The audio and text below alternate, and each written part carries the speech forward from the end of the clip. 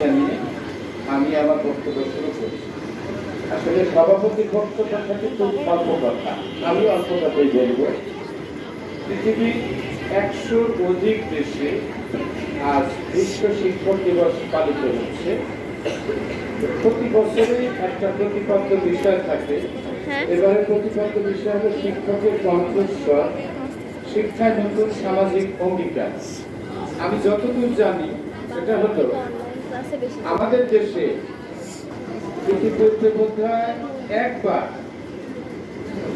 একবার যতদূর মনে পড়ে দেশের সমস্ত শিক্ষা প্রতিষ্ঠানকে আদেশ করা হয়েছিল তারা যেন বিশ্ব শিক্ষক দিবস পালন করে।